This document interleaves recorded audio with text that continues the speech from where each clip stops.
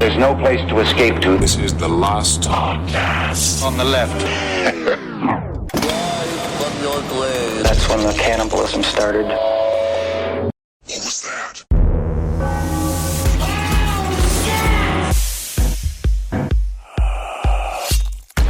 South Africa.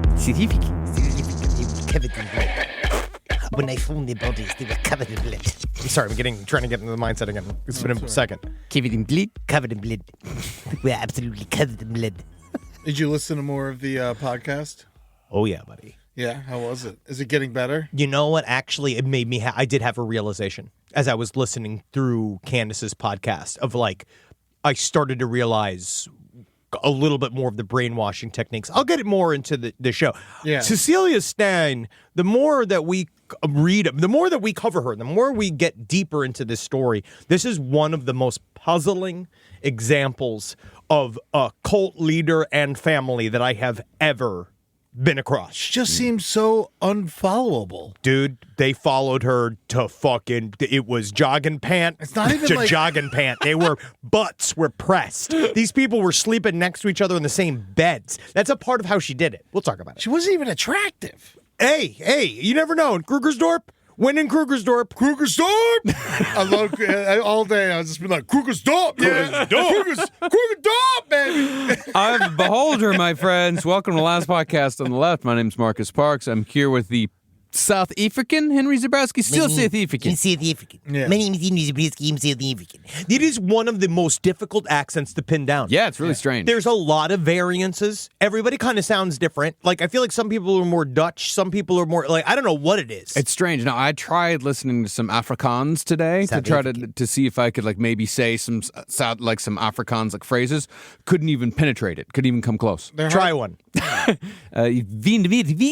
Wow. Yeah, they're hard to understand. We just lost the whole fucking South African market. well, not all of them. You only lost the Afrikaans.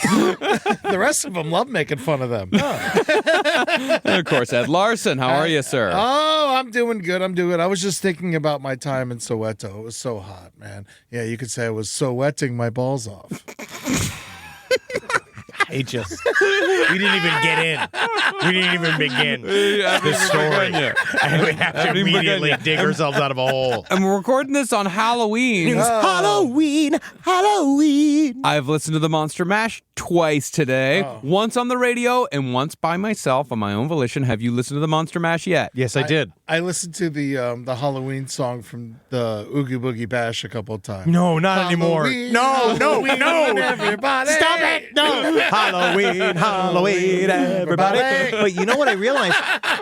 What's his name that does Monster Mash? Bobby Boris Pickett. He has a follow-up song. He had a follow-up album. Yeah, I put it on my Halloween soundtrack Monster for tonight. Rash. Yeah. It's disgusting. Get some cream and you put it on your mummy bone.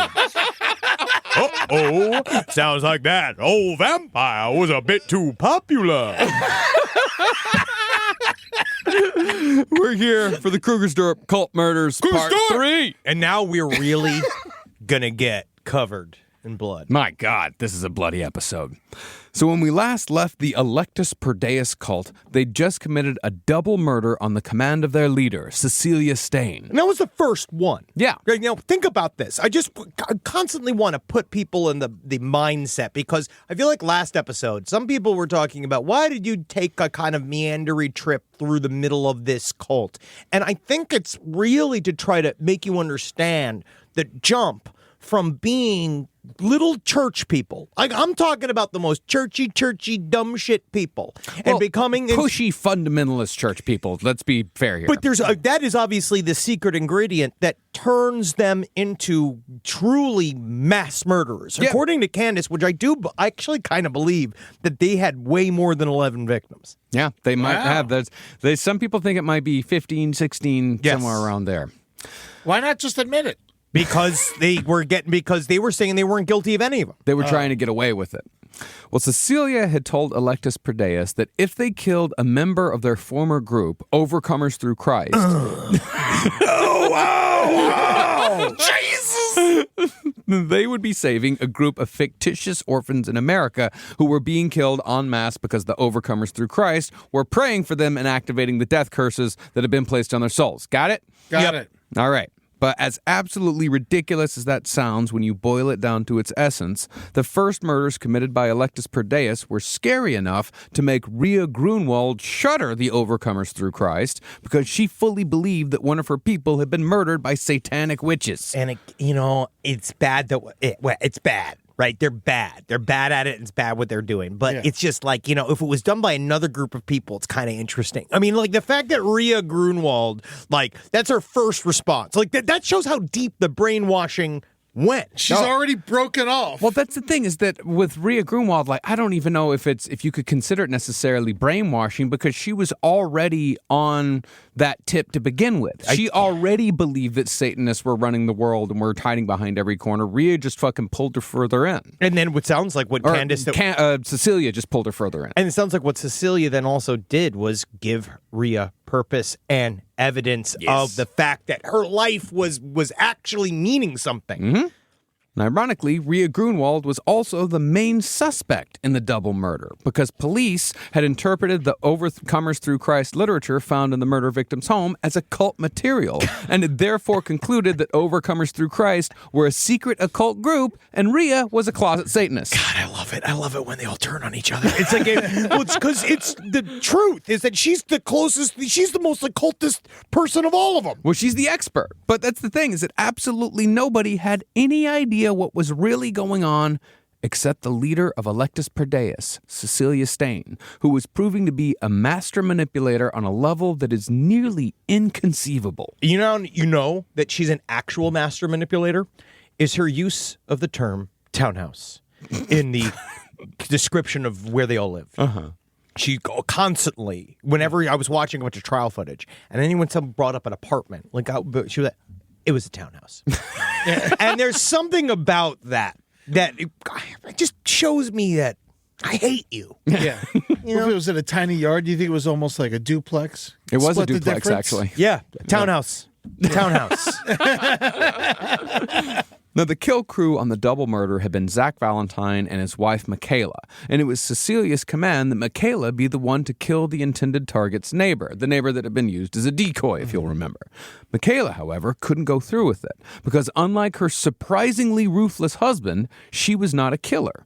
The double murder actually greatly traumatized Michaela Valentine, who soon went full goth by dyeing her hair black, dressing in Hot Topic gear, wearing dark makeup, and falling deep into a gloomy depression.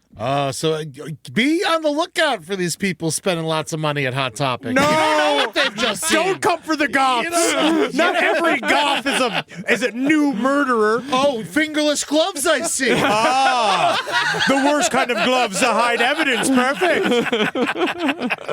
It's crazy though, because that's what she like. These are Christians. Now she's so sad, and so she's a murderer. She's actually not a murderer. She did not commit murder. But she's an accomplice. But straight up, it's like she became a Satanist. More of a witness, yeah. Yeah, she did accidentally become a Satanist. She's just there, all making it real. But it is like, it's that weird thing of like, that's how I feel inside. Yeah. Like, and she actually was. Oh, yeah, of course. You fucking watched a mass murder. Like, two people get brutally stabbed to death in front of you. I mean, it's just like you watch a crazy murder and you're like, I need to go shopping. Yeah. I need a new wardrobe. I need to dye my hair. She's looking at that. Like, this hair's like not me anymore. Yeah, honestly, she's got that shirt that says hanging there with the cat hanging on the ledge, just been like, oh, I don't know if this is. I think, you know what I need? I need some Shirley Manson gear.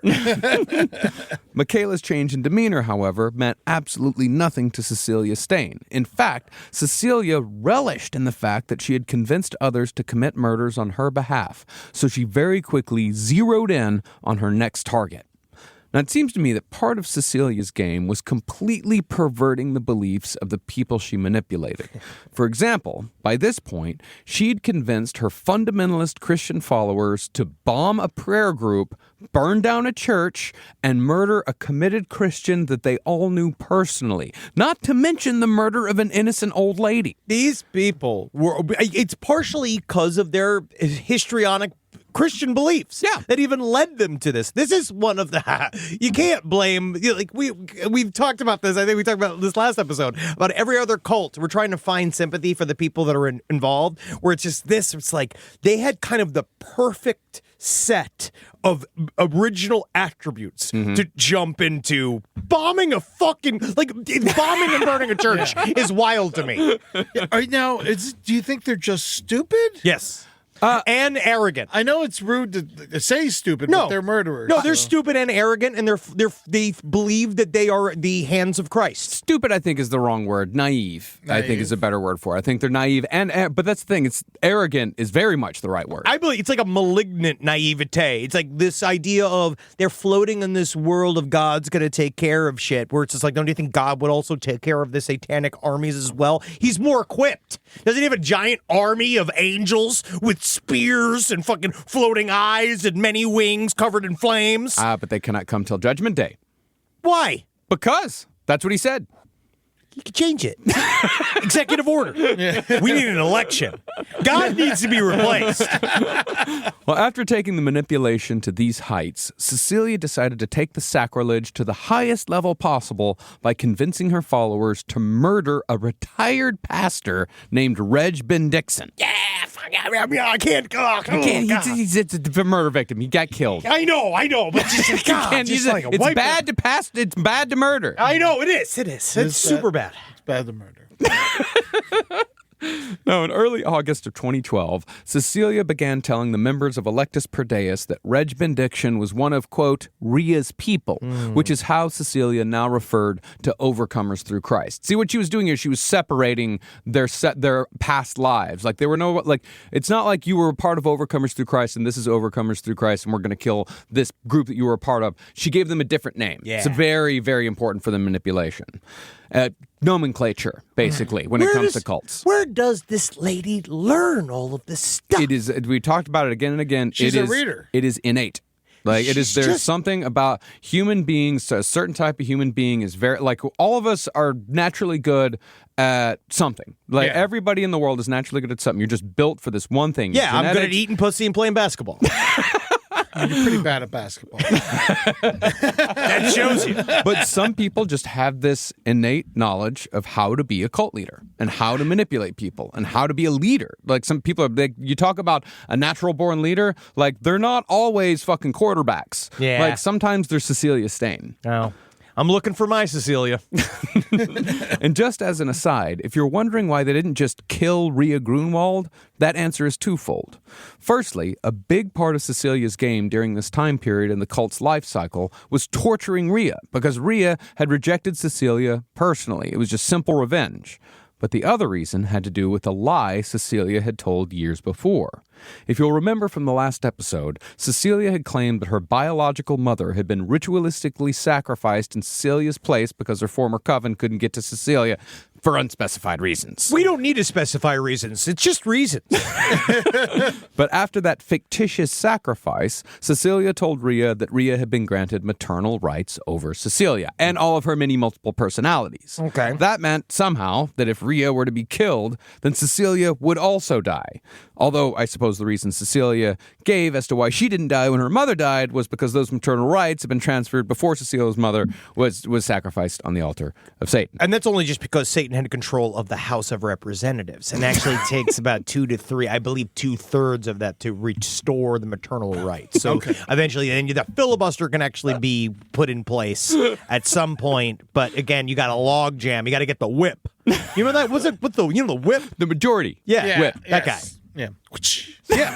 Yeah, I think so. I think I described it correctly. There's also, I think, the factor of what is Batman without his Joker? That's true. Like, I feel like Rhea is the villain. That's the central villain. Like, if you knock out Rhea, then if you immediately knock out the most powerful member of the inner Satanist cabal. Oh, yeah. Kill you? Why would I kill you? You're so much fun. Yeah, that it's like, I need you. And then thinking about them blaming the double homicide on Rhea, I can't stress it enough. Rhea looked like Angela Lansbury. Like, this is the smallest, goofiest hair. Dude, they're all like 60-year-old ladies. Yeah, like 40s, late 40s, She didn't- early 50s, something like that. She's An not unhealthy dressing. 50. yeah, but an unhealthy 55. I don't mean this. She looked like shit, right? But like Rhea, but Rhea, like it's like she was just like, oh no, I couldn't possibly have done that. She can't open a bag of Doritos.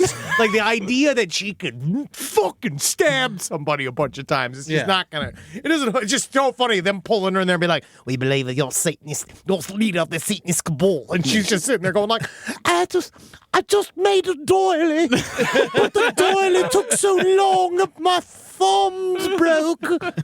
Rise from your grave. Now, concerning Electus Per Deus' next target, Pastor Reg Bendixson, nobody in the cult knew him personally, and it's a little unclear as to why Cecilia chose him in particular. It seems like Bendixson was merely convenient, because Cecilia was able to tell whatever story she wanted to about Reg. Well, the story that Cecilia told was that it was actually Pastor Reg who had led Rhea astray by stealing her sermons and perverting them to spread the message of Satan. And that was the real reason why the Overcomers were now doing Satan's bidding. So Rhea wasn't to blame at all. She was just reading the prompter. Yes. Yeah, Rhea was reading the prompter. She had the Anchorman problem is what she had. Yeah. Go fuck yourself, God. Yeah. And if they killed Reg, Cecilia posited, then maybe the Overcomers would return to the light, although there were no guarantees. Hey, I've just noticed, Fred, in your latest draft of my sermon, it says at the end, Hail Satan. Do you mean that? Or is this like, yes? I'm sorry, I must have misspelled Santa. It's close to Christmas. Yes, well, I should go ahead and read this anyway. So I should say Hail Satan. Yes, you might as well. It is in Satan's league that we serve. Well, either way, Cecilia believed that it was worth a shot. So Electus Per Deus began planning the murder of a bona fide man of God. Damn! But not everyone was on board with Reg's murder. Marcel Steyn, the 14-year-old daughter of the schoolteacher Marinda Steyn, no relation to Cecilia, she vociferously questioned if it was right to murder a former pastor. The 14-year-old. Yeah. Of the group. I can also remember, it's a family. She has got an entire little family that is doing this. She's got a mother with two young, like high school age kids. Yes. One was 14 and one was 18 at this time. Kids 17. ask the most questions. Yes, absolutely. It is the babes, the most innocent, aren't they? Like, she could see, like, freaking out. She's just raising her hand, being like, all right, listen, I get it. Satanist cabals, knocking them out. Don't know what they look like. We found one. We're going to get one. It just seems like it's we're going to kill a priest. I just feel like it's like one of those things that's like not, like it doesn't really hold water. And then they're all like, you fucking bitch. Well, Cecilia, ever ready with an answer, shouted that this was war. They were all living in the end times, and how dare Marcel question her while Pastor Reg was actively plotting to kill people just like Cecilia, who just wanted to escape the clutches of Satanists. First thing on my to-do list was number 1, get my boots fixed. Number 2, more anchovies. Number 3, subjugate the Christian church. One lesbian at a time. Well, to justify the murder, Cecilia cited the Old Testament, saying that God had told David to murder women and children. This was either a misinterpretation of the passage on Cecilia's part, or more likely, a willful distortion. But in the end, it was what finally worked. We got everyone on board. She just says that, and they all go like, yeah, actually, yeah. Yes. Yeah. Wow. Yeah, absolutely. Yep. Wow. What's important? Well, either that or, she's a 14-year-old girl. What is she going to do? What's she going to do? And she's already watched, they murdered a bunch of people. Now you're kind of, you're there. I don't think Marcel had gone on the first murder. But they were all talking about it. No, she knew. Oh, she knew it was up. She definitely knew it was up. But she's not really in a position to argue. Oh, yeah. What's important to keep in mind about all this, though, is that even though Electus Per Deus were a small group, not everyone knew about the murders. Yeah. See, it's not like they were all living on a compound together, nor was this a day-to-day cult where people lived a lifestyle based around the leader's teachings. Instead, this was a cult comprised of meetings, get-togethers, and hangouts. So if they wanted to keep some members in the dark about the murderous side of the cult, all they had to do was not include them on the planning committee. Oh my God, just showing up once a week for fucking bowling, and you're like, Hey, it was good on, guys. It's exactly what it was. Some people, they showed up once a week for like a meeting. Hey, guys, so power of Christ, huh? All right, well, let's go bowl. Bowling. We're going to get bowling certificate. And they didn't know that there were 3 meetings in between the last meeting in which they were planning the murder of a pastor. Now, Zach Valentine had already proved himself to be a capable and enthusiastic killer. But after Michaela had balked at committing murder herself, it showed Cecilia that the rest of them could use a little practice before going into the next mission. So they procured a pig's head, and Cecilia made her followers practice murder in her bedroom of all fucking places by stabbing the pig's head with knives and burying axes into its skull. I probably put down some newspapers. I mean, who knows? Who knows? Got some taps. But with Cecilia, like, it is interesting in that way because when they were all, the way she talks about it is that I feel like it's the way she sells things. Where I something keyed into me with Candace, where I realized it was something that Candace had said. Candace, But also remember, Candace is the biggest idiot of them all. yes. But That's yes. why she has a podcast. Yes. Only the world's biggest idiots record their thoughts. So she keyed into something, which is like, she's like, What I don't understand is that if Cecilia was always wrong, how did she knew what I was doing in her dreams? because she said they would astral project together. One of the big exercises they would all do is they would sit and astral project and go around because she said she could teach you how to like leave your body and go and spy on people, do all this kind of shit. And I started to realize, because she would say that what they did at that point, Candace, she would get someone to be sleeping in her bed. Right? That's the part where the rumors came from. Okay. Is that they were sleeping in bed together. And what she was doing in almost Bugs Bunny-like fashion was whispering into her ear as she was sleeping. And I now believe that is exactly what she was doing. And that which is the reason why she knew every single thing that she said, because she said that Cecilia would do this like nighttime rap where she'd start talking about how we're all going to go together in our dreams tonight. And she would start it as everyone's going to, when she would do these astral projecting parties. And they were like slumber parties. And it's the way she sold it, where it's like, like the stuff with the pig's head, that was like viewed as like pumpkin carving. You know what I mean? Where it was like a funny evening of like, oh my God, what are we doing tonight? This is crazy. Meanwhile, they've already killed 2 people, but they're still like, we're crazy tonight, you know? And they're all just stabbing a head. So it's this weird, like, subtle, yet utterly not subtle way of telling you, they're turning you into a murderer. Well, I think I think I brought this up in the last episode. It's almost like when someone pretends to go along with a hypnotist just because they want to be a part of the party. And that's called being hypnotized, technically. But I mean, but really, it's not subtle at all, because she's telling them, like, you have to get good at murder, so you have to stab this pig's head. But then it's how she does it. Yeah. Then she brings in going like, what a fun pig head stabbing game we're playing. And they're like, oh yeah, I love pig stabbing. And we're like, pig stabbing's my favorite new South African game. But when Cecilia felt that everyone was ready, the plan to kill Pastor Reg Ben Dixon was put into motion. Zach Valentine and LaRue Steyn, Miranda's teenage son, made a call to Ben Dixon's home to make an appointment for spiritual counseling. Ben Dixon readily agreed and made plans to meet at a coffee shop called Mug and Bean the next Monday afternoon. That's where Christ does his best work. At the coffee store. Don't even kill me until I've had my coffee.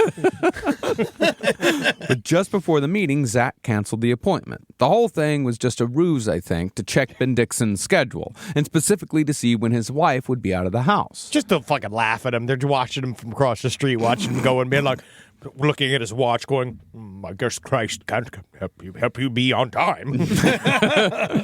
And somehow they learned that Mrs. Ben Dixon came home late on Mondays, so they chose the following Monday to kill Pastor Reg. But killing Pastor Reg was only part of the game here. To ratchet up the fear, Electus Per Deus used their burner phones to once again pose as satanic witches, and they began texting the members of Overcomers Through Christ that a pastor was going to die and there was nothing they could do about it. No one told the pastor? Well, that's the thing. Growing even more bold, they texted Rhea and told her specifically to say her goodbyes to Pastor Reg. No, this must be this is a funny, sarcastic joke. It says here that they're going to turn the pastor into pastor. What is even that? Incredibly, though, for reasons I can't understand, nobody seemed to warn Reg, or if they did, Reg didn't or couldn't do anything to protect himself. Because as we're going to get into later, the South African police, not great at their jobs. No. Really not great at their jobs. What if I just actually said, thank God, I'm relieved. Please release me from this life. And so, on their second outing involving murder, Zach Valentine once again took the Tex Watson role and led Miranda Steyn and her 14-year-old daughter Marcel on a mission to brutally murder a pastor. I never got to do anything fun with my dad. Again, the crew wore wigs. Zach had a long, luxurious red wig, while Miranda wore a short, black bob wig. Yeah, now you're the lady, and I'm the guy. And Miranda's a fucking piece of work. We're going to get there. Woo! Well, the difference this time was that they also had police uniforms that belonged to Cecilia's husband, whose role as a cop will play a big part later on in this story. And they were there, the uniform was just hovering there by how fast he left after work. How fast, like the fact that he specifically wouldn't be home ever to see an ounce of cult activity. So, armed with axes and knives, Zach, Miranda, and Marcel drove to Pastor Reg's housing complex and stopped at the security gate. Using a burner phone, Miranda called Pastor Reg and told him that they were police who had questions about the murders of Natasha Berger and Joy Boonzayer, the very murders they themselves had committed. Oh. Pastor Reg, of course, buzzed them in. Of course, I love to discuss violence.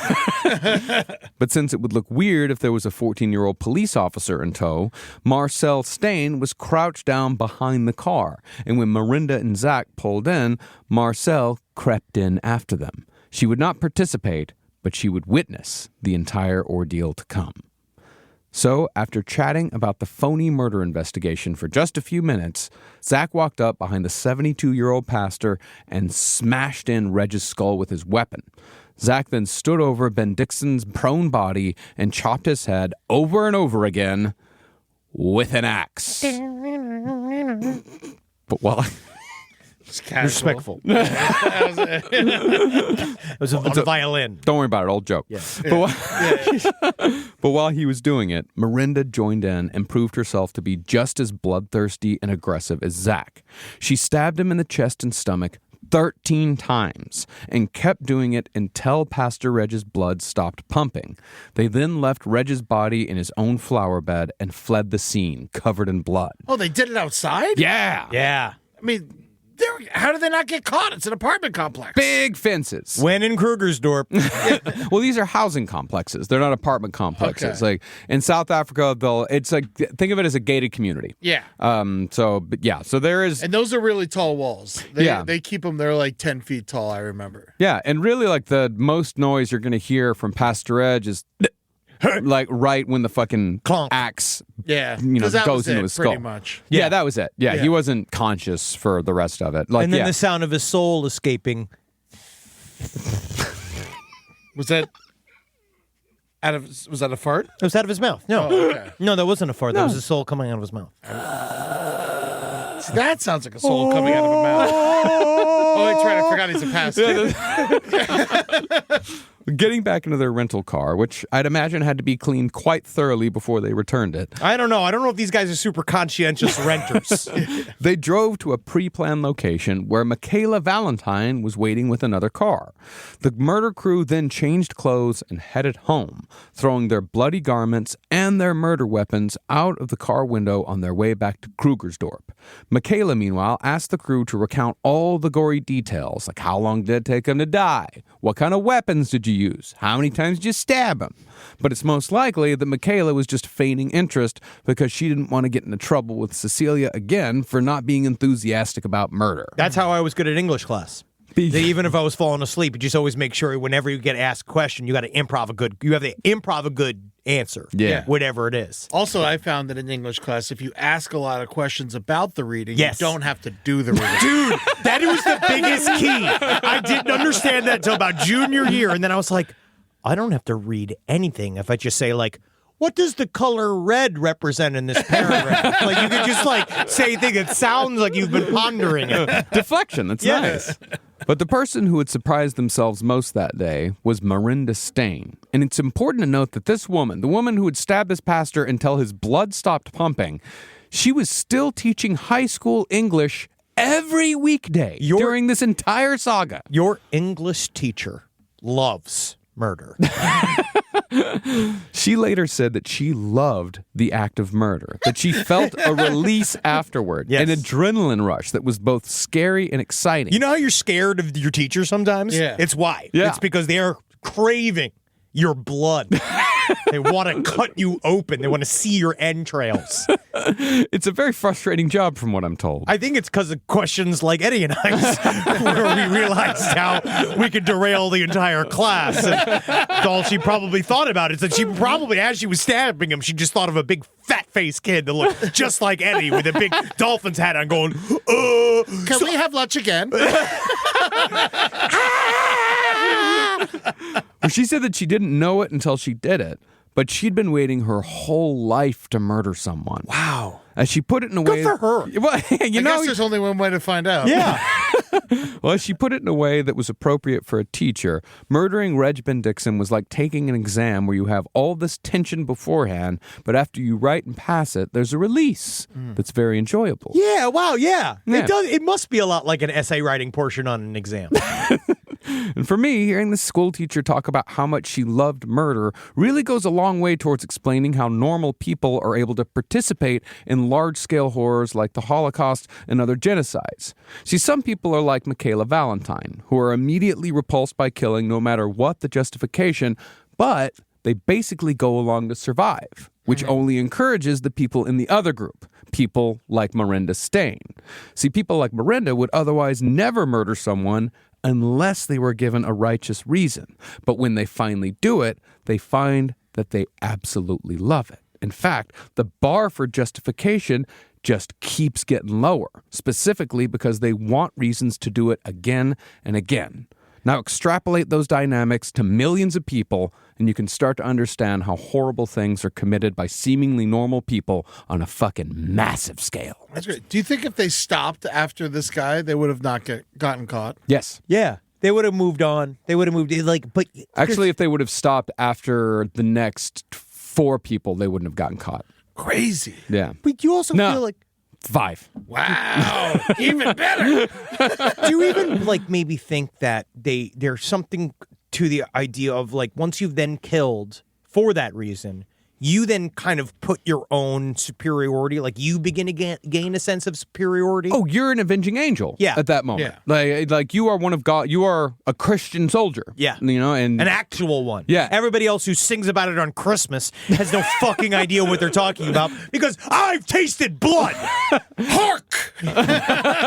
and not only that, but you're good at it. Yeah. And you love it. So you're going to do it more because it makes you feel really fucking good. Hey, man, it's always about finding something. What can you throw yourself into all the way? Mm-hmm.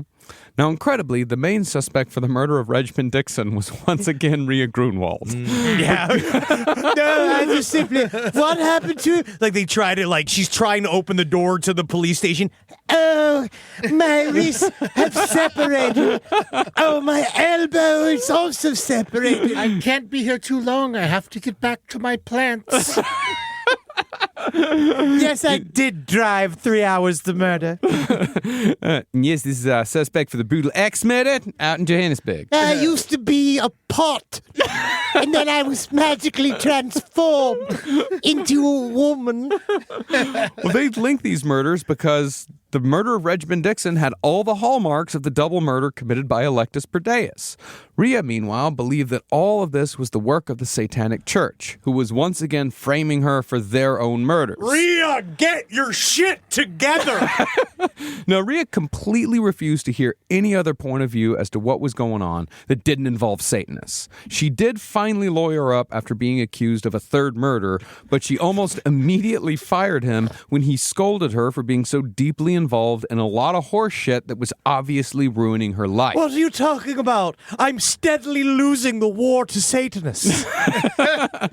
But when she fired her lawyer, her children, who had already had a strained relationship with her, they went no contact. Because like we're seeing today with people lost to the QAnon and MAGA cults, people like Rhea live in entirely separate realities that are impenetrable to those who don't believe. And again, it's her arrogance. It is because she believes that she is correct and everybody else that is screaming to say, no, you are not correct is wrong, because she is fueled by the power of Christ, and she was chosen by Christ in order to help people on this planet. And guess what? Who Christ doesn't choose? Anybody, because Christ is dead. If Christ was a man, he's dead.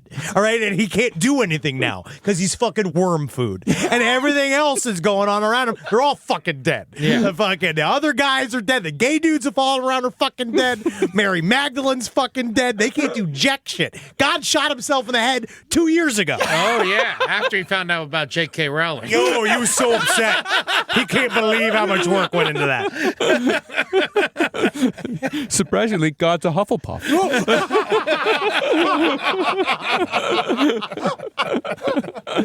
Now, it seems like Cecilia knew that she was in effect untouchable when it came to these murders, because the day after Pastor Reg was killed, one of her cultists left a pile of bloody meat on Rhea's doorstep.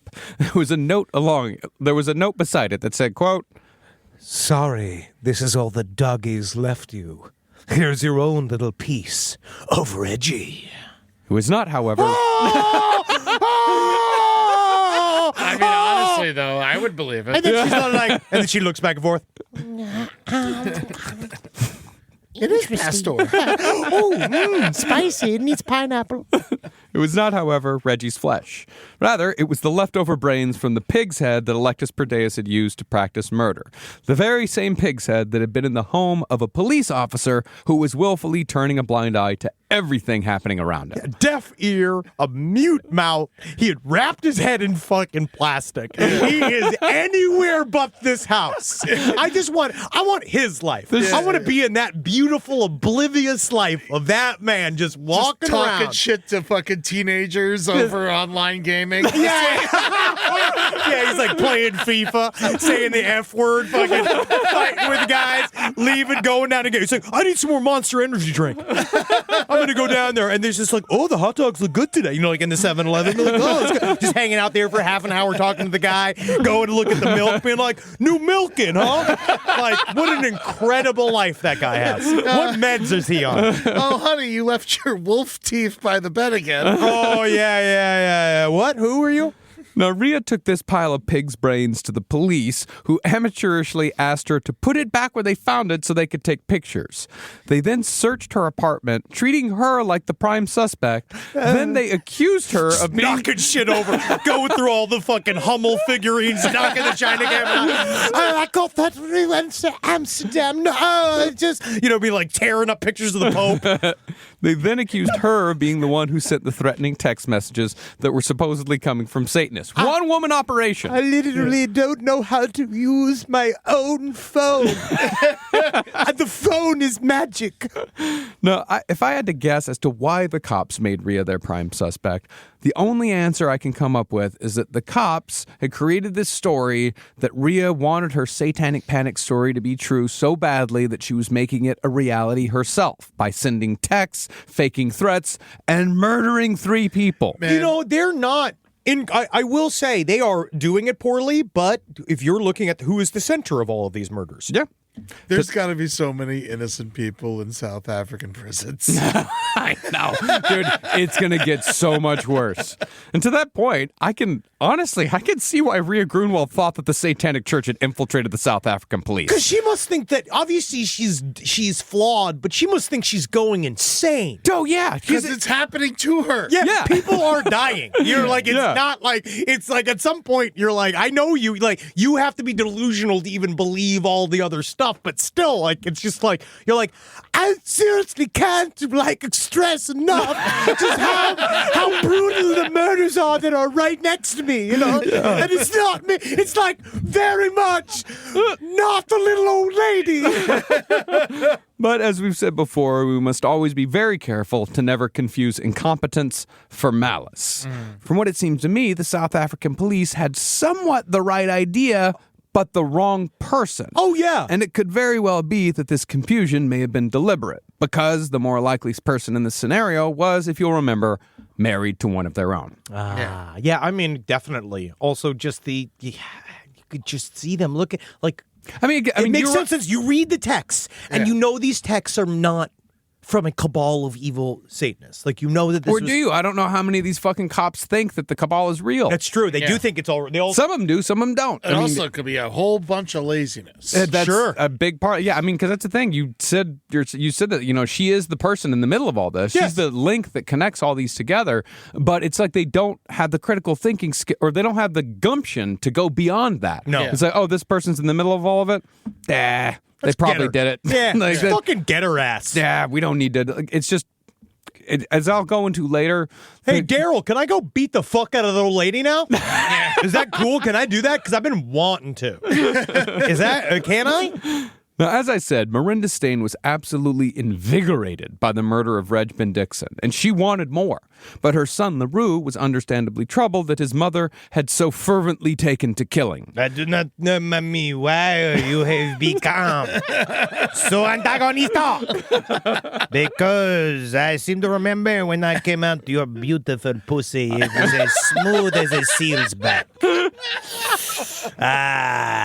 It is good to be French. South Africa. LaRue started numbing the pain with drugs. Heroin. Well, I have a nice for a shot of heroin. I don't know why, LaRue and Marcel. It's I know. very French. But Marcel, she'd actually witnessed the murder of Reg Bendixson, and she went the opposite direction and threw herself into schoolwork in total denial. Michaela Valentine, however, was having the hardest... Great coping mechanism. Yeah, school and denial, great college. Take you away from there. Yeah. Michaela Valentine, however, was having the hardest time accepting the turn that Electus Per Deus had taken.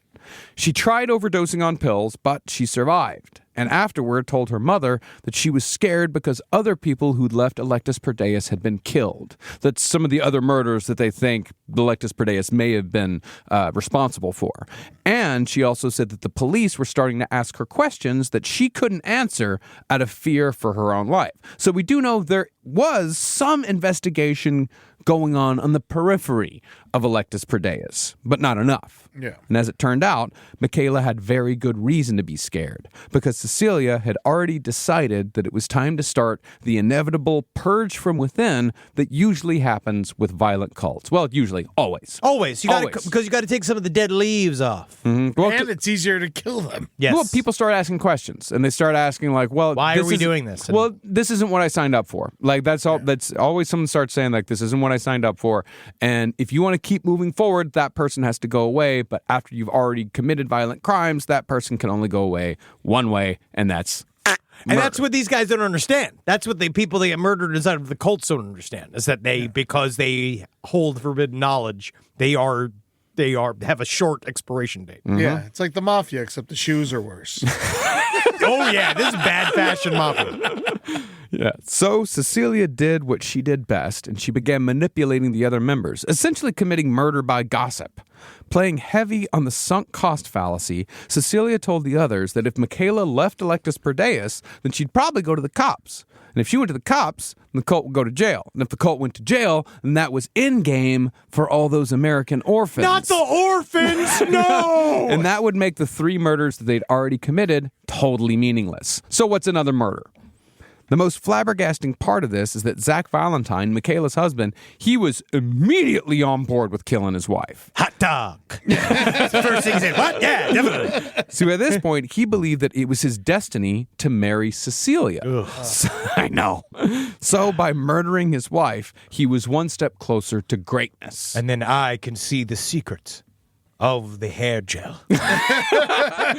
What's under that windbreaker? I'm going to know soon enough. My God, I love your Steve Buscemi-like body. Always wanted to be with a lot lizard. No, she's the one that chases the lot lizards away. Yeah. Get out of here. Get outta here. You're stealing my cock. All right, I'm going away. I don't want to take all the cock. And so, when Michaela inevitably confided in her husband and told him that they should maybe think about leaving the murder cult, he decided then and there that it was only a matter of time. Wow. On October 3rd, 2012, about 2 months after Pastor Red was killed, Michaela told Electus Per Deus that she was leaving. I'm putting in my 2 weeks. And as soon as Michaela left the room, Cecilia told her kill crew that they had an obvious mission ahead of them. You know who we're going to murder next? I want you all to know that we are going to murder someone very important next. It's Michaela. Yeah. She's just in the other room, like getting ice in the water.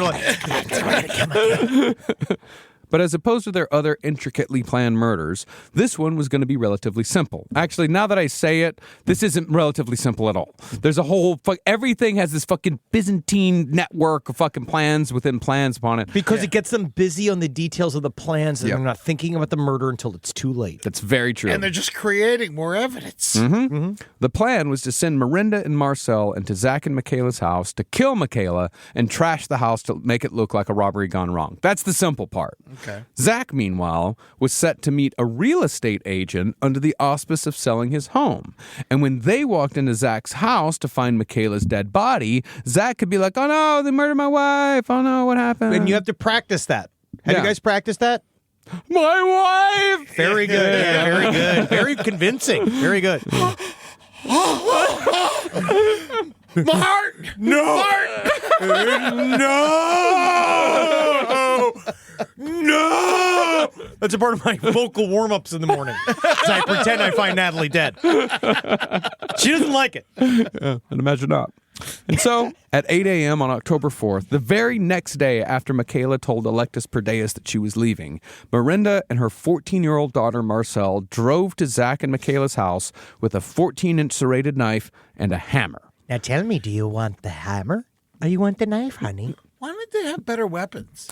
I think they liked it. It's that whole make it witchy thing. Like if the weapons are just simple, it looks horrible. Also, I think that to be honest, I don't think they knew where to get weapons. I Not think yet. that they're just getting what they get. Their husband's a cop. They're stealing his uniform. They can't take a gun. I think they knew. They'd show later on. They know exactly where to get weapons. Yeah, they know exactly most of the where to stuff's get. from the hardware store. Yeah, I think they just wanted it to be like a horror up. movie. Yeah. I think they wanted it to be like a horror movie. Make it. You want as much blood I as forgot possible. They're obsessed. Where Cecilia was obsessed with horror movies. Yeah. Oh, yeah. Well, for Zach's part, he made sure to drug Michaela's coffee before leaving for work to make sure that the murder would be an easy one. And so, just after Zach gave the signal to Miranda and Marcel when he was on the way out of the house that Michaela was passed out, the murder crew walked inside. When the mother and daughter found Michaela fast asleep, Miranda, hungry for another murder, she bashed Michaela's head with a hammer, working herself into a frenzy. She soon switched to the knife, stabbing and slashing Michaela over and over again, all in front of her 14-year-old daughter. But, as we all know from Ed Kemper, it's far harder to kill someone without a gun than you might think. And Michaela woke up in the midst of being murdered. All she could get out was the word Miranda, to which Miranda said, I'm going to murder you now. But as Michaela mumbled out a prayer in a drugged stupor, Miranda remembered that Cecilia had requested that the teenage Marcel participate in the murder as well. Miranda handed her daughter the knife and told her to stab Michaela, but Marcel only gave it a half-hearted attempt, claiming that the knife wouldn't go in. Unfazed, Miranda said that it was all right because she was almost finished anyway. And after taking the knife back, Miranda stabbed Michaela over and over again until both the prayers and the blood spurts ended. In all, Michaela Valentine was stabbed 64 times, which does sort of negate the whole robbery gone wrong angle. Now, would you call that gentle parenting? It's okay. I can take it. It's definitely more grace than my dad gave me when we tried fixing the fucking lawnmower. Oh, God forbid I try to help my father with anything technical. Like, I can't even imagine trying to murder somebody with my dad. He would be on my ass. Now, after Michaela died, Miranda and Marcel wrapped the body in a heated blanket because Cecilia had told them that heating up the body would cause it to decay quicker and the time of death would be harder to determine. This is all. Cecilia's just sitting in the townhouse. Just making up random shit. Yeah. In staying with the original plan, Miranda took all the valuables from the home, then went back to Cecilia's apartment where they all sat around watching DVDs with LaRue. Yeah. I mean, it's just incredible to think that they just sat there watching movies after committing an 8 a.m. murder on a Thursday. All I know is that nothing makes me feel more whimsical and comedic than watching that little squirrel in Ice Age. I love the hijinks he goes.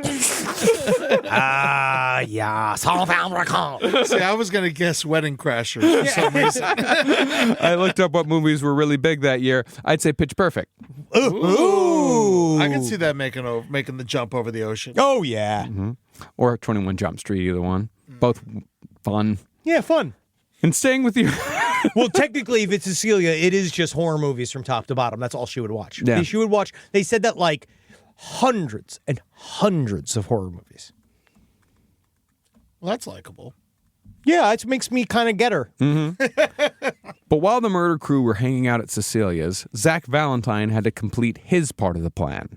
At 2 p.m., about 6 hours after his wife was murdered, Zach showed up to his house with the real estate agent, a woman named Estelle Schutte, who was there to take photos for a listing and show the house to some potential buyers that afternoon. And so when Zach and Estelle parked in the garage, Zach made a big show of saying that his wife was at home before they headed inside. You're going to love my wife. She's totally alive, and she is the nicest lady in the living room, all right? We're going to go up the 4 flights of stairs to my wife, and we're going to go say hello to her alive face, and we're going to hang out, and you're going to look at our totally unsullied half bath. Zippity-doo-dah! So you sell houses often? The house, however, was dark, and Zach kept calling out, "Hello, my love," over and over again until they finally found Michaela's body. Zach, of course, gave it the perfunctory, "Oh, no." Oh, God. Oh, not alive. And Estelle called the police. Zach, meanwhile, went to the kitchen to get some juice because he was diabetic. And seeing the body of your murdered wife apparently dropped your blood sugar. It's good to know. Yeah. Zach then called his father while they waited for the cops. But after hanging up, Zach asked Estelle, quote, this is what Estelle said that he asked her. Will you still be able to sell the house? Are the buyers still coming this afternoon? Because I don't want to miss on that. I know how hard that is. Should I get a little scrub brush? Honestly, I feel like this way we could bump it up. Yeah. Right? Yeah. True crime. Well, dumbfounded. Real estate. Dumbfounded, Estelle told Zach that she'd already canceled the appointment. Damn, dude. That's fast. You even fucking ask me? Yeah, come on. I'm trying to sell this house. Now, by 4:30, both the police and the trauma counselor were on the scene. But the counselor was also surprised when he heard Zach laughing and chatting with his parents on the phone. Yeah, I told her, you wouldn't even believe it. We were coming up the elevator, and the first thing I was just being like, my wife's totally alive upstairs. And I was just like, you're going to say hello to her alive face, and we're going to go through the living room. She's the most alive woman in the living room. The egg on my face. You wouldn't believe it, Dad. You would have loved it. Well, likewise, the police were surprised when Zach asked them how long they were going to be carting his wife away. Wow. Because he was worried about the cats. Yeah. Had to feed the cats. They get sad. Yeah. This was a question he asked multiple times to many people at the scene. We wrapping this up soon? We can slap her in a doggy bag or something? It's got to be easier to pick her up with all the holes, huh? You get a fork or something. Yeah. She's got to be lighter without all the blood. We just Blood slide has her. to weigh a lot, right? What I was thinking, too, is we don't even have to take the stairs. We could just slide her body out the window. And his almost eager desire to return to the scene of his wife's murder was seen as strange, to say the least. Zach even joked to Estelle that because she was supposed to take pictures of the house. So he turns to her as the police are taking pictures of the crime scene, and he says, You'll get your photos, just not the ones you had in mind. Man, he's a funny guy. He's a real funny guy. Is he Rob Schneider? You know, that's the thing, is that sometimes, like dark comedy, that's just how you deal with it. Yeah, I mean, that's the idea. It's Gallows humor. Just jokes. That's how you deal with the murder of your wife immediately after it happens. 64 stab wounds. Like, it's not even like, it's not like it's an accident. I mean, not that any form of your wife being murdered is better or worse, but if she's turned into charcuterie and you're just like, when are we wrapping this up? Actually, I'm supposed to learn how to play racquetball at 4. Saying nothing would have been better. Yeah. Yeah. But that's what these people always do. They always get really chatty because they're nervous. So they get chatty and they're not feeling anything. So they forget themselves. They're not good actors. Now, all of this behavior was extremely suspicious, and the ominous feeling at the scene only grew when police discovered 2 assassination kits under Zach and Michaela's bed that included a pair of gloves, a balaclava, cable ties, knives, strangling wire, and a handgun. No, it's a whole ISIS role-playing thing. It's a whole thing. We do a thing. I'm Osama bin Laden, you know what I mean? She comes in. She's President Georgina Bush, if you we're get bucking it. each other. You know what I'm saying? What's a balaclava? That's like the thing that you put over your face to hide your face. Yeah, ski mask. Oh, okay. Yeah. Balaclava. Yeah. Zach, however, wasn't questioned or taken into custody. He was left at home, and that night, instead of sleeping on the couch, he just flipped over the bloody mattress where his wife had been killed, and he slept just fine on the other side. Hotel room, call your cousin. Anything. Nothing. Flip over the mattress. Now, concerning cult relations here, there were still people that were not firmly in either Cecilia or Ria's camp. Melanie van der Merwe, for example, she was still talking to both of them, and she told Ria that Michaela Valentine had been murdered. Again, Ria had the right idea, but the wrong motivation. She immediately thought that Cecilia was responsible, and the death of Michaela Valentine also put together some pieces in Ria's mind that made her think that Cecilia was also probably behind the deaths of Natasha Berger and Pastor Reg Dixon. I think I finally know what's happening here. What she got wrong, though, was that she believed that Cecilia was collaborating with the Satanic Church, but was acting alone, while everyone else in Electus Per Deus were completely innocent. In other words, her insane worldview was completely distorting reality and was preventing her from seeing what was really happening. Because she can't possibly believe that she is not the subject of the forces of Satan. Yeah. And they are not coming to topple her most powerful, truly redemptive version of the power of Christ. Like, she literally just thinks that, it's all about Ria. Well, I think it's also because, she can't believe that the other people on Electus Per Deus are cult members because she's still seeing them as lost sheep. Well, because she thinks anybody that's not saved the way she's saved is lost sheep. Because you remember, she was in the group, so she was there, and she was the founder of the group. And essentially, I think that it's almost on the idea of being like, pull them.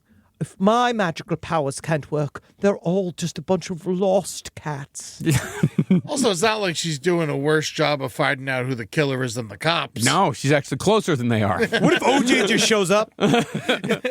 Cecilia, meanwhile, was telling the members of Electus Per Deus who weren't involved in Michaela's murder that it was the overcomers who'd killed her.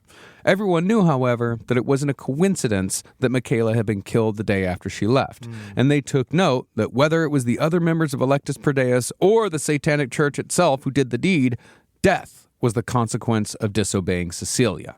Going even deeper into that concept, Miranda directly told her children, Marcel and LaRue, that if they ever told anyone what happened or if they tried to run away, then she would kill them herself, just like she'd murdered people twice before. Just remember, I'm the baby factory, and I can make 2 more just like you. That's what but it's kind of funny because that's truly, that was like a joke my parents used to say. Well, every parent has that one. They would be like, I brought you into this world and I'll take you out. Oh, yeah, they all say that. Bill Cosby joke. Oh, I know. Mm-hmm. Yeah.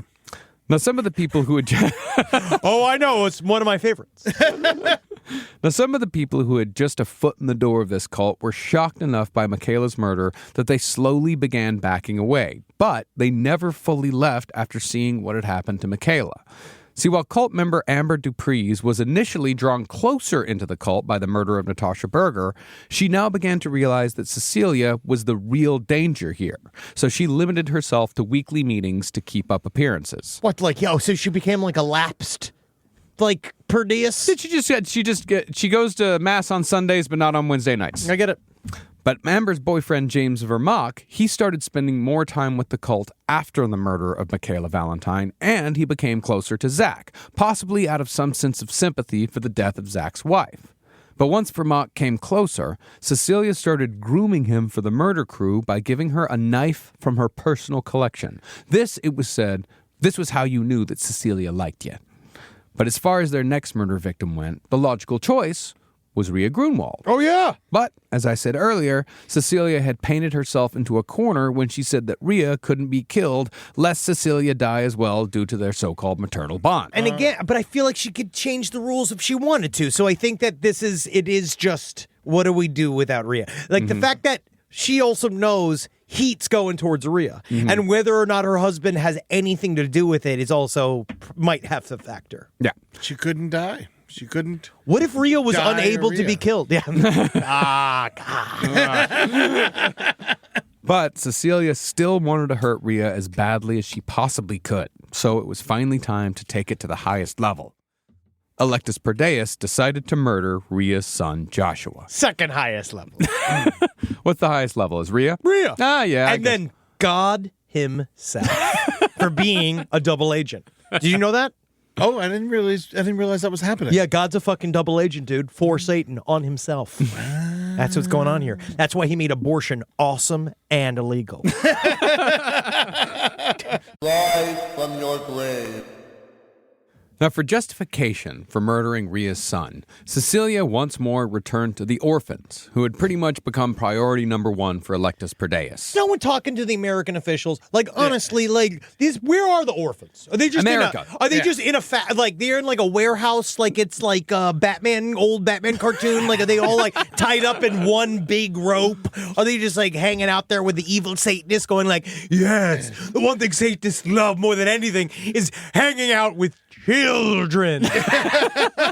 Especially fucking whiny ass orphans. Yeah. No, these are orphans that had been sent to a special orphanage because their Satanist parents had abandoned them because they didn't want the kids to grow up in Satanism. Dude, So they're Evil Annie, dude. That's a fucking show right there. my God. man. Evil Annie, Satanist children, and the fucking everybody's a problem child. Yeah. Awesome. Yeah.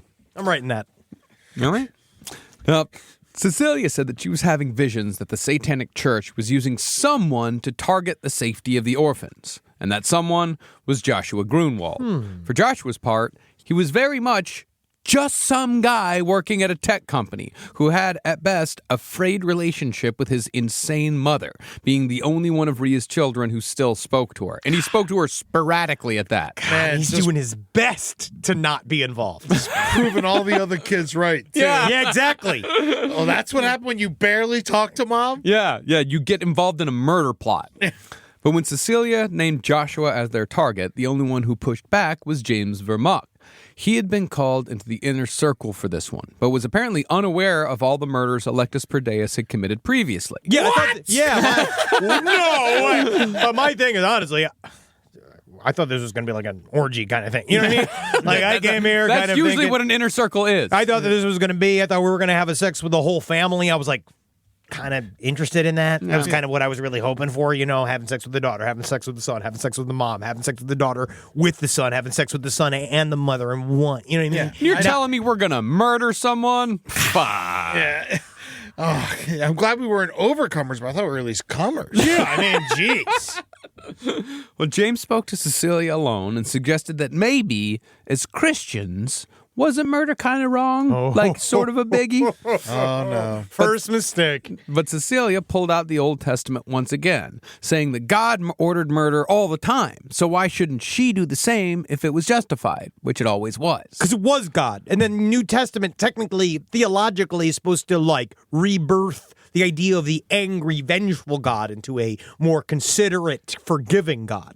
No, you know what they do. They like to pick and choose the shit that they like and put it God, to the new. And it's the true also. If God was real, he'd be a fucking asshole. He would be a fuck. Think about that. He gives AIDS to kids. He likes it. Now, James was somewhat convinced, but still struggled to understand why they were allowed to break the first commandment so willy-nilly. But he nevertheless agreed to put a tracking device on Ria's car so they could find Joshua.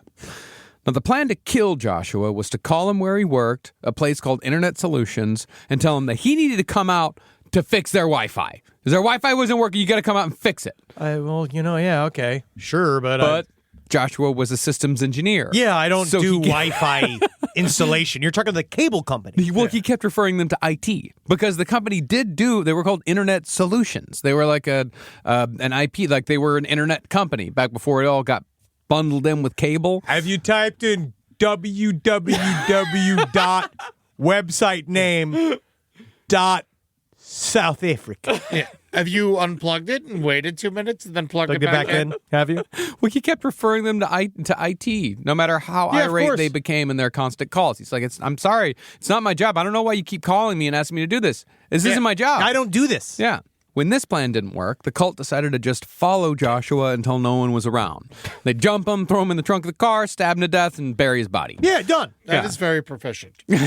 In preparation, Cecilia even had LaRue pre-dig graves in 3 locations, one of which would be chosen depending on the location of the murder. You never want to be too far away from an open hole. Yes, I know that for certain. All I want to be is within 2 to 3 moist inches of a big, wide, gaping open here. Finally, they decided to contact Joshua Grunwald directly through Zach Valentine, who used his job as an insurance agent as an excuse to contact Joshua so he could sell him life insurance. How is Zach not in prison? He's insane. It's insane how it took so long. Joshua actually agreed and set up a meeting with Zach outside of his workplace. At that meeting, just like they'd done with Natasha Berger, Zach pumped him for intel that could be used to work up a better murder plan. Where do you eat sleep? What's your favorite thing to do on Tuesday, Wednesday, Thursday? What do you do nights? What do you do in the morning? What do you do? How do you like your coffee? Where do you go for coffee? Why didn't they just kill him then? Well, because you got to get the information so no one else is around. Meanwhile, in a risky attempt to get James Vermaak fully on board, Cecilia bragged to him about how she got Zach to murder Pastor Reg Ben Dixon with an axe.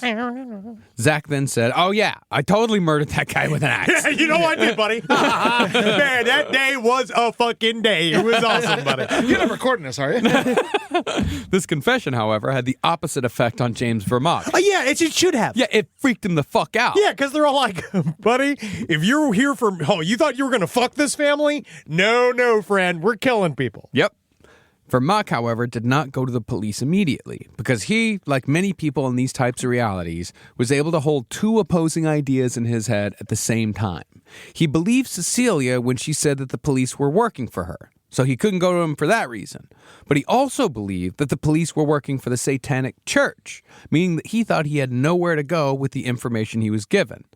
So, after calming down and realizing that he would die if he pushed back any further, he pretended like he was gung-ho for the murder of Joshua Grunwald, while also trying to figure out how to escape the cult. Can I give this is a helpful get out thing, all right? For anybody right now, let's say you are listening to this episode while you yourself are stuck inside of a death cult and you want to leave. This is what you do. Hey, I'm going out to the store to buy some bullets. Yeah. Don't come back. It don't even have to be bullets. It could be Pepsi. Go out there and just say, like, if there needs a run, like, anytime someone says, oh, we're out of toilet paper, you just go like, I'll make the run. Yeah. Don't come back. Yeah. Just fucking keep driving. But the problem with that was with these people in this worldview is that they believe that they can get you anywhere. No matter where you go, they're going to be able to find you, and they're going to get you. But I just don't really understand, because then isn't God also... That's the whole thing, is that isn't God super powerful? Well, no, but that's the thing. You're applying logic to this thing. You can't apply logic to this thing at all. To none of this. It's cognitive dissonance at its best. They're holding a bunch of opposing idees. I think it's cognitive dissonance at its worst. Unbelievable. Cognitive dissonance at its best was the Smile album. Oh, yeah. It really was. Well, as far as why he was spending less time with Electus Per Deus, Vermaak told Cecilia that he was really just under a lot of pressure at work. Just so stressed. Yes. Like, that's what it is. That's why I reacted negatively to the plan of murder. I was just so like, I just had so much going on. It's like so much on my plate. Yeah, he said he had to concentrate on that for the time being instead of their holy war against Satan. Hey, Finally, though, Zach approached James and asked him if he was in or out regarding the murder of Josh Grunwald, telling Zach quite explicitly that if he was out, he was going to end up like Michaela.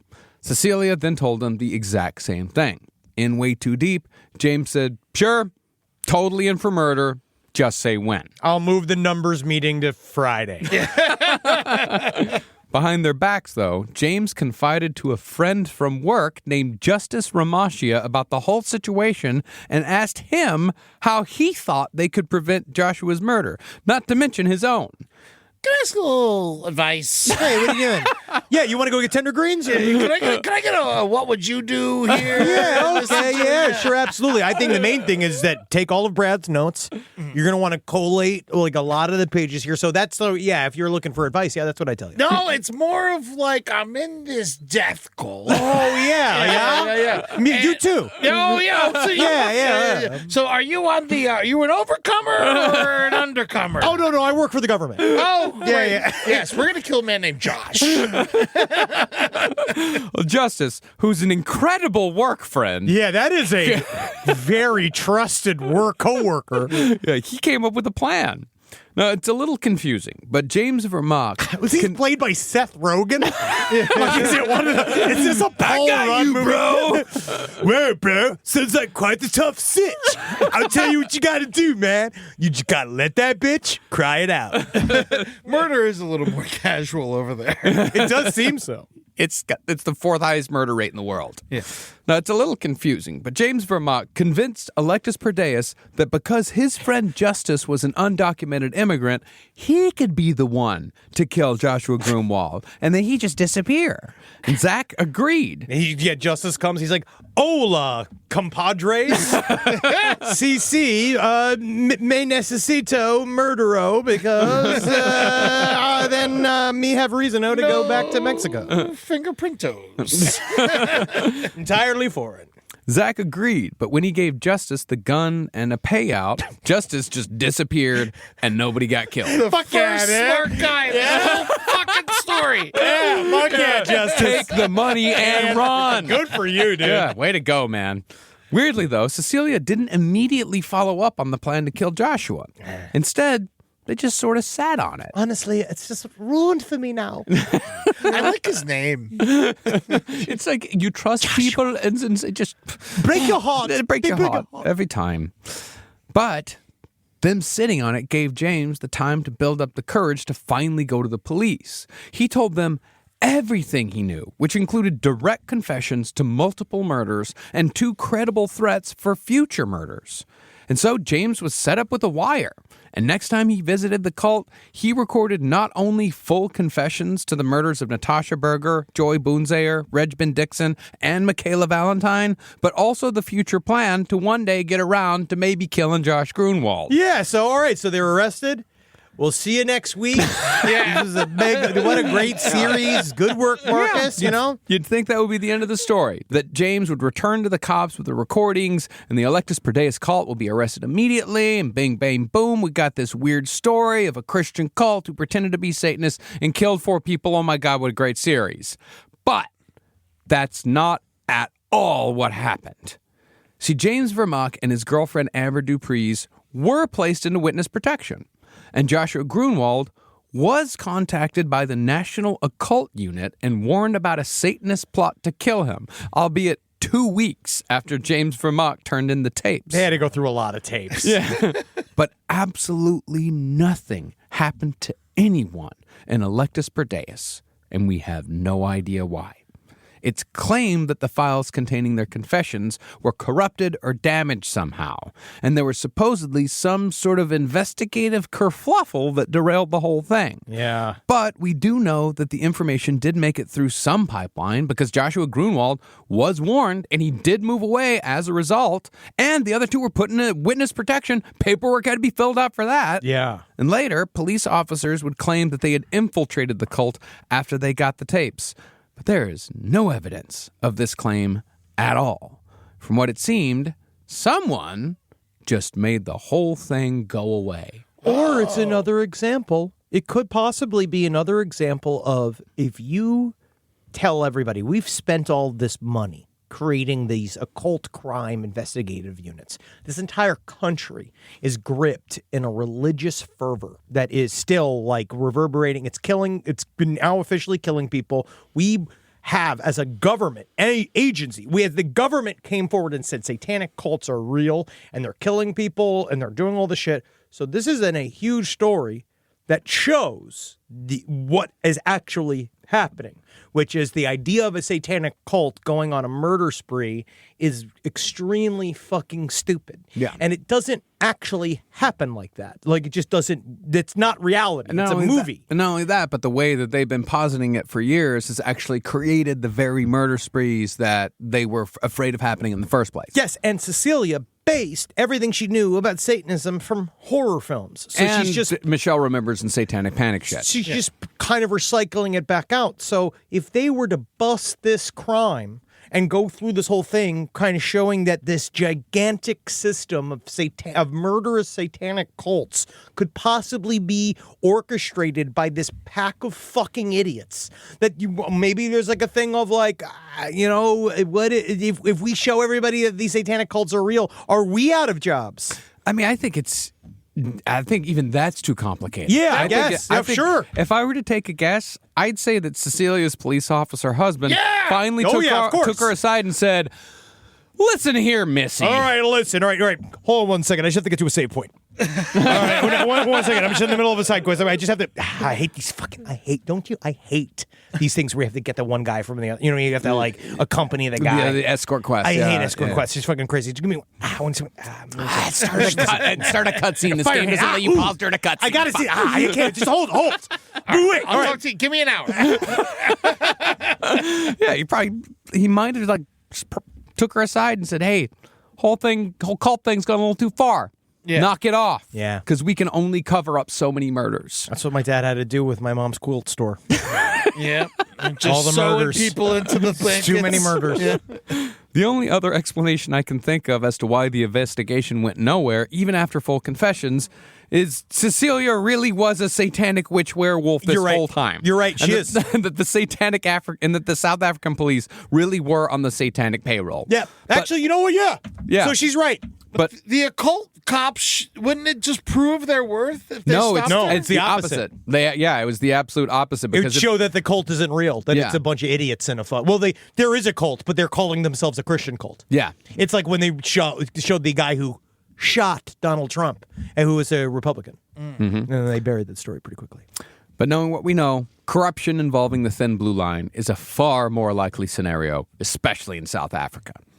Now, perhaps because Cecilia was given a stern talking to, the cult never got around to murdering Joshua Grunwald. And besides, he had moved away and they couldn't find him anyway. Wow, he just got to go on and live his life. That's nice for him. I'm leaving, Mom! No, probably not even that. Just had no idea that he was this close to being murdered. He had a very good idea when the Occult Crimes Unit got a hold of him and said, hey, there's a cult that's planning to murder you. You better move. He's like, why won't they kill my mom? Well, partly it might be because Rhea Grunwald finally gave up her own personal crusade.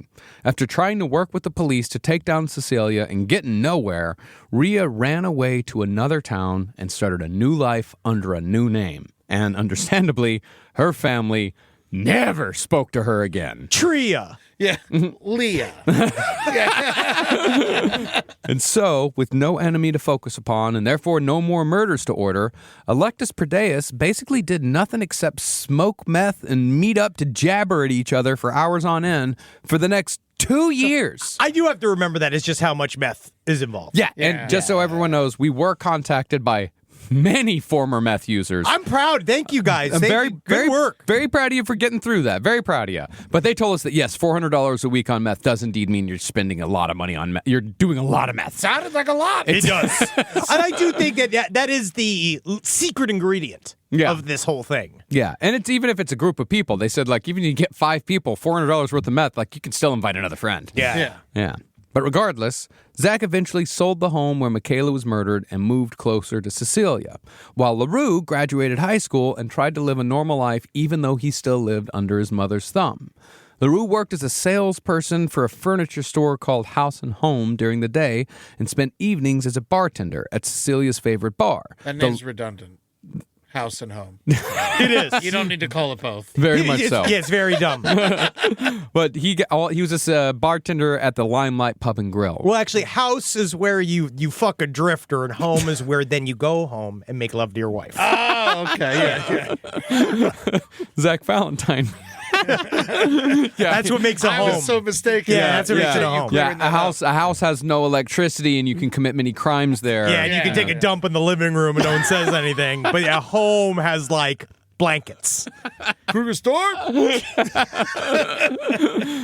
Zach Valentine, meanwhile, bought a new house, 2 BMWs, and a Mercedes-Benz. Living the life. How has this guy not been caught? Because he's a fucking baller, dude. He's the most confident man who's ever lived. Yeah, and this is all while he was still donating large sums of money to pay for the fictitious American orphans, while also paying for Cecilia's psychiatrist appointments, which must have been fucking wild.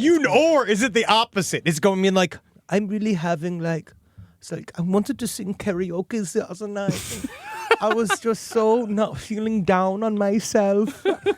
And then I realized, talking to Dr. Nishnush, that I should sing whenever I want. Do you think she was actually going to the psychiatrist appointments? Yeah. She was just taking money, but also she was taking just...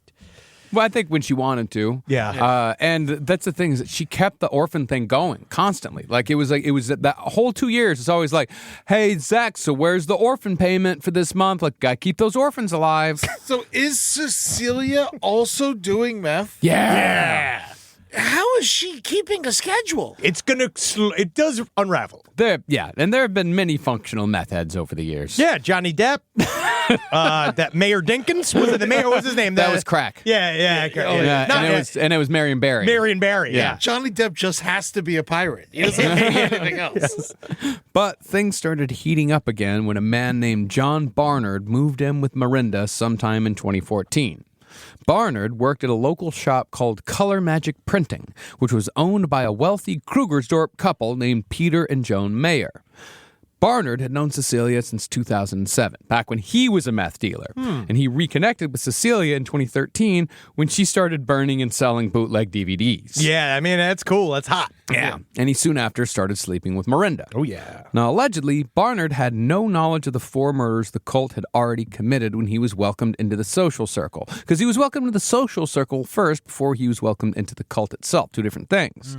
Little did he know, though, that the cult was just getting started and still had 7 murders to go. Yeah, dude, it's just kicking off. The rest of Electus Per Deus, meanwhile, kept going with their daily lives a little while longer. But everything changed when Zach got a little too confident. Hey, where do you think that confidence is going to go, dude? When he quit his job as an insurance agent to start his own business called Entire Deity Trading. Yeah, man. Stockbroker. Yeah, where's he gonna, where else is a meth head gonna go? Yeah, man, you're already super confident. You're laced to the tits on meth. Yeah. Of course you're selling. You're going to be short selling in a second. And they got a bunch of phones that they can use. Oh, yeah, dude. It's all never off the phone. Yeah. You think he's still sleeping on the same mattress? I know he moved to a different house. I don't know if he did. Along with LaRue, Zach tried breaking into the foreign exchange because he brought in LaRue too. He's like, man, LaRue, you got to quit your fucking job. You got to come work with me at Insider Deity Exchange. Nothing would make me happier than to play with fake money because, in a way, is not all life a game. Yes, I'm high as balls. But as it turned out, both of them were terrible at the job. And Zach was soon losing his clients' money as well as his own. Let's just say, it can't always go up. Stock's gotta go to sleep for a little while. It's called resting. And then they're gonna get back up, get breakfast, get lunch, and that's where we're gonna be at. You know what I'm saying? Well, with her cash cow now running dry, Cecilia started getting anxious about money. So she trotted out the old orphan chestnut one more time to get her people worked up again, saying that if they didn't get more money somehow, the orphans would fall prey to Satan. But now, once they turn 18, they're on their own. Oh, yeah. Then they're back to God. Now, by this point, the cult was down to bare bones. The only OG members left were Zach, Miranda, and her 2 kids, LaRue and Marcel. But in order to get the information on a good target, she needed to bring John Barnard fully into the cult.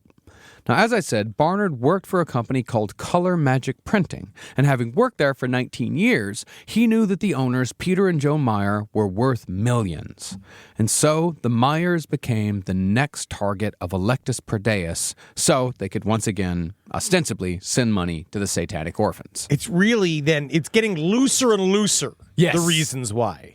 Now, the plan at the outset was not to kill the Meyers, but to simply rob them. And that sort of intimidation game was a lot easier with a gun. So Cecilia used her connections to the local brothel, Elite 24, to find an illegal arms dealer. Through him, Electus Per Deus bought a .38 Special, several Glocks, a .303 hunting rifle, a shotgun, and a .22 revolver. Jesus Christ, she really goes all out. She's one of those. Mm-hmm. She's a completist. Yeah. It's crazy that people just she's sitting there doing meth. She knows all these sex workers. She's buying guns, and everyone's like, you know what? She's closer to God than anyone. Yeah, it does seem she really has a special relationship with Jesus Christ. Each member of the cult was able to choose their own gun, but Cecilia insisted that each one of them give their weapon a name. Miranda, for example, chose the .38 Special, named it Charlie. Cute. Yeah. Once the cult was armed, they began reconnaissance on the best way to rob Peter and Joan Meyer. Their eventual plan was to visit the Meyer home disguised as officials from the Department of Trade and Industry, because their inside man, John Barnard, had told Cecilia that the Meyers were wanting to build a water park in South Africa. Okay. Yeah, Yeah, right. And they're like, 2 words for you, my friend. Wave, pool. Have you heard of it? It's also No, I haven't. I live in South Africa. Yes, well, it's a place. You know how waves are in the ocean. Yes. Now imagine smaller, controllable waves, in a way. I saw it in a magazine. They're also famously running out of water in South Africa. I know. So, posing as a government official named Gloria, Miranda cold called the Meyers to offer financing to make their insane dream of a South African water park a reality. Hello, I heard before a little birdie told me we're trying to build a water park.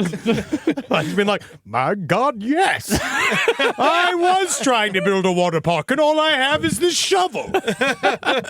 This call, however, was confusing to the Meyers because they hadn't made their water park plans public. Oh, wow. But maybe blinded by their own ambition, the Meyers agreed to an appointment on November 19th, 2015. That meeting, however, had to be postponed when LaRue accidentally shot himself in the groin. I missed my dick! Thank God I missed my This dick! is the dumbest way to masturbate. Ah, my balls! My balls are aired. You look so sexy, gun. Oh, my penis! My penis is thin enough to fit in the hole.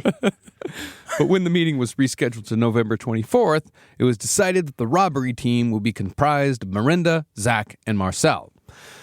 Now, Miranda was able to bullshit quite well. During the meeting on the 24th, she kept the Meyers talking for 45 minutes, wherein Peter discussed his water park plans at length. Can you even imagine? It's called a giraffe. You ride a giraffe in there, and there's zebras in there, and you go a couple of parrots in there, and there's an area, bin where you keep spiders in there.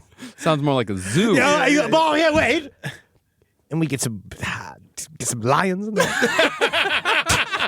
What goes in a water park? Like halfway through, Miranda's like, you know, I kind of want to build this water park. Yeah, immediately like. Actually, this sounds an incredible Cards idea. on the table here. I'm actually in a cult.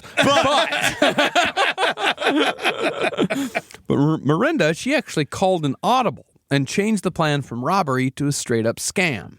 She called the Myers the next day and tried pulling a Nigerian prince, saying that she needed almost $60,000 to complete some paperwork and bribe government officials. And as soon as you give me the money, I can give you the money back and we can get this water park made. Smartly but fatally, the Myers declined the offer. Yeah. Now, the cult really did a song and dance for this one, even going so far as to fake and print out financing paperwork. God, they work so hard. Just build the water park. Yeah, it's like, start your dream now.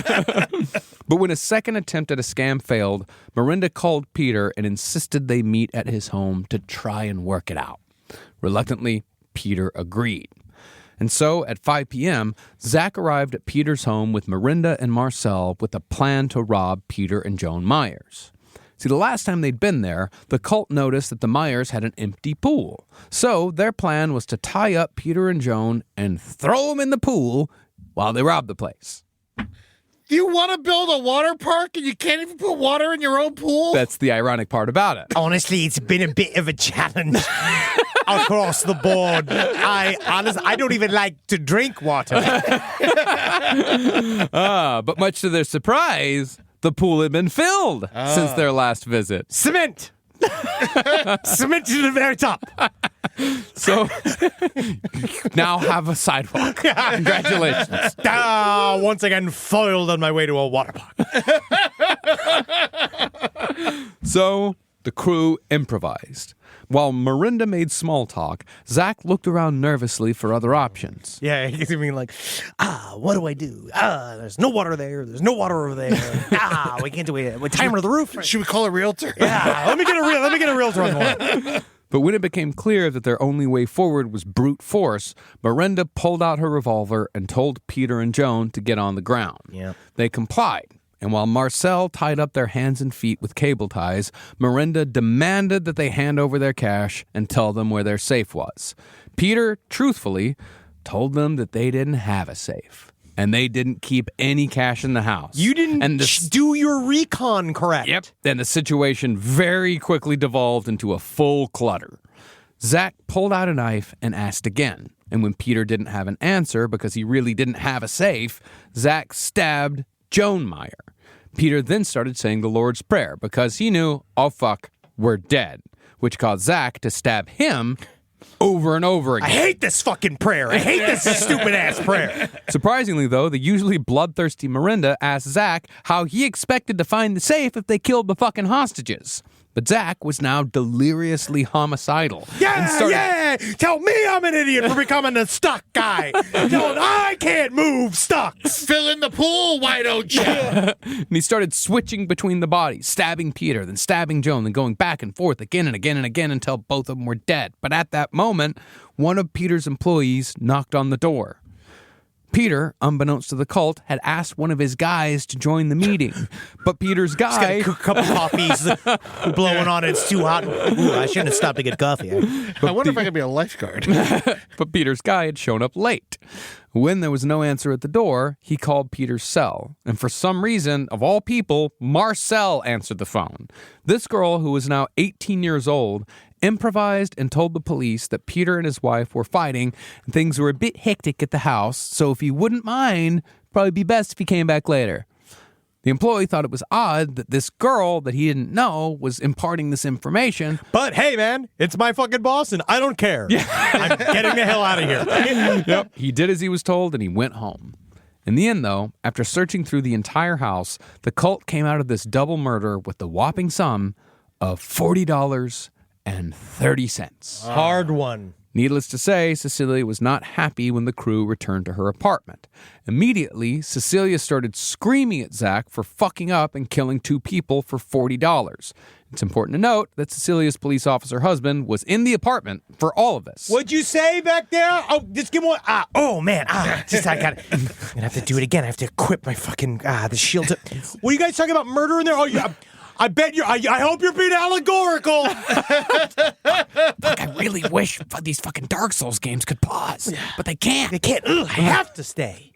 But even though the take was minuscule, Cecilia still honored the cuts, and John Barnard got $11.50 for selling out the people who'd given him a job for almost 20 years. They all then went to the casino to try to make something out of their paltry sums. Sun City. Yeah, but Zach and John immediately lost their shares. And that's why they call it craps. Marcel, however, turned her $10 into $115. Whoa! So there's some small celebration to be had. That's nice. Good for them. But it just so happened that Cecilia needed exactly $115 to pay for medication to treat her failing kidneys. What a little miracle. Yeah. So the money went right back to the leader. Wow. Now, the police were again no help in solving or even investigating the murder of Peter and Joan, and it's worth noting that things have not gotten any better in South Africa. Their murder clearance rate, as of today, is embarrassingly low. It's 12%. So again, I wouldn't be too quick to ascribe conspiracy here. That low clearance rate could be why the children of Peter and Joan Meyer hired a private investigator to solve the case.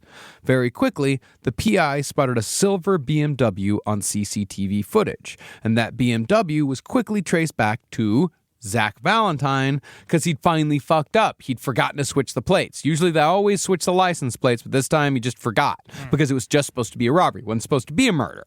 In addition, they found an envelope with Miranda Steyn's fingerprints at the scene, and both very strong pieces of evidence were handed over to the police.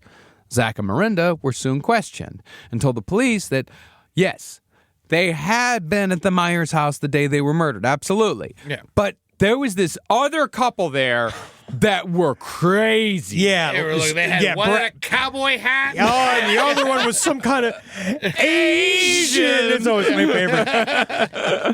Brack and Belinda. There was a lady riding a horse. You wouldn't have seen. You couldn't imagine the calamity in this house earlier today. And they were waving guns and knives around and like, we're going to kill them or we're building a water park. And can you even believe it? And those guys those fucking R-words called us over there to fucking plan a water park. Well, apparently the cops were unaware that both of these people had been suspects in a series of brutal murders just 2 years before. The cops then called the employee who dropped by for the meeting that day, who told them about the call concerning the fabricated fight between Peter and Joan. Finally, Peter's son positively identified Zach and Miranda as government officials, but the police apparently didn't make a single phone call to confirm or deny the claim. As a result, the cops let Zach and Miranda go, and instead focused on Peter and Joan's children as the main suspects. They're like, we're not there. We weren't there. Yeah, I don't know. Like, maybe it's a funding issue, and there's just not a lot of like. No, they have plenty of funding, and the cops are like super overwhelmed. I don't know. They just don't care, man. Yeah, they just don't care. I'm trying to give them the benefit of the doubt here. When I was out there, one of the things I was told that if you're driving and a cop wants to pull you over, make sure you drive all the way to the police station before you pull over, because otherwise the cop will rape you. Oh, Jesus That's Christ. what they told us. Like, it's not good. The only thing the cops did with the cult members was schedule them for polygraphs the next month, but that also went nowhere. Because of this extreme, gross incompetence, 5 more people would die in what would be called the appointment murders, which is where we'll end our series on Electus Per Deus next week. We're doing more? Yeah, dude. We have a whole fucking it's a whole other series of murders. These guys are extremely busy.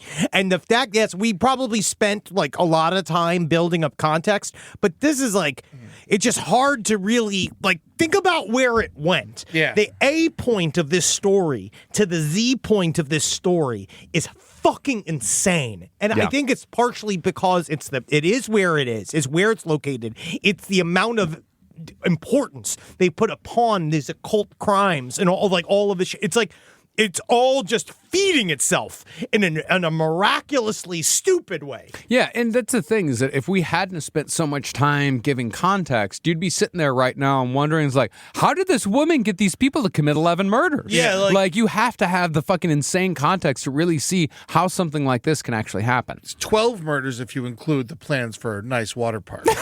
Honestly, one of the saddest losses.